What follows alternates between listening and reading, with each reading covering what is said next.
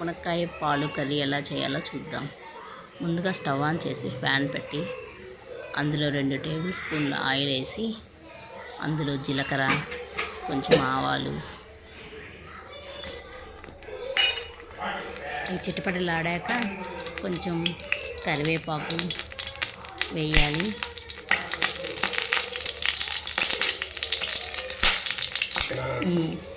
అలాగే ఒక ఎండుమిర్చి కూడా వేయాలి. అర్జెంట్ ఉంటుంది కలబెట్టింది. అవి కొంచెం ఫ్రై అయ్యాక 3 ఆనియన్స్ సన్నగా కట్ చేసుకొని అందులో వేయాలి. అవి లైట్గా అలా వేసాక లైట్గా వేగాక 2 టేబుల్ స్పూన్ సాల్ట్ వేయాలి. సాల్ట్ వేస్తే ఆనియన్స్ తొందరగా మగ్గుతాయి, తొందరగా ఉడుకుతాయండి. కారం పడుతుంది.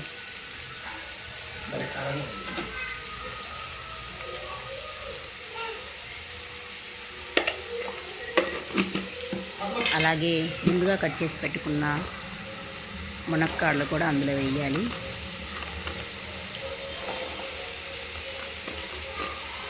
మునక్కాడలు కూడా ఆనియన్స్తో పాటు వేయాలండి, ఎందుకంటే ఆనియన్స్ ఉడికేసరికి మునక్కాయలు కూడా ఉడకాలి కదండి.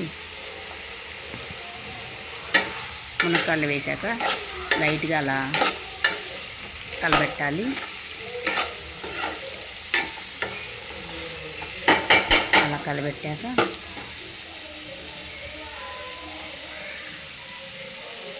కొంచెం వేగాక మూత పెట్టాలి. 2 మినిట్స్ తర్వాత తీసి లైట్గా అలా కలబెట్టేసి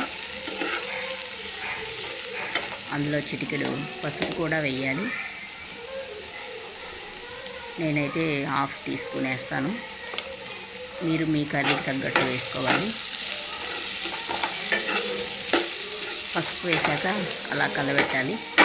కలబెట్టేసి 2 గ్లాసులు వాటర్ పోయాలి. వాటర్ అంటే మునక్కాడలు మునిగేటట్టు పోయాలండి, మునక్కాడలు ఉడకాలి కదా, అందుకని పోసేసి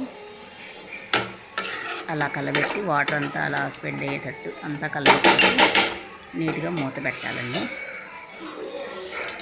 5 మినిట్స్ ఉడకనివ్వాలి. 5 to 10 మినిట్స్ వరకు ఉడికిద్దండి. చూడండి ఎంత చక్కగా ఉడికిపోయిందో. మునక్కాయ ఇలా నొక్కితే ఇలాగా విడిగా వచ్చేస్తాయని మంచిగా ఉడికిపోయింది మునక్కాయ. ఇందులో అలాగే ముందుగా కాగబెట్టి చల్లార్చిన వాటర్ పొయ్యాలండి. మీగడతో పాటు వేయాలండి. మీగడతో వేస్తే టేస్ట్ బాగుంటుంది కర్రీ. అలాగే 2 టేబుల్ స్పూన్ కారం వేయాలి. నాకైతే 2 టేబుల్ స్పూన్లు కారం వేస్తే సరిపోతుందండి, మీ కర్రీకి తగ్గట్టు మీరు వేసుకోండి. అలాగే కారం వేసాక అలాగా కలపెట్టాలండి. కలబెట్టేసి మంచిగా కారం అంతా కర్రీ అంతా అలా స్ప్రెడ్ అయ్యేటట్టు కలబెట్టాలండి. కలబెట్టేసేసి మూత పెట్టాలి. మంచిగా అలా కలబెట్టేసి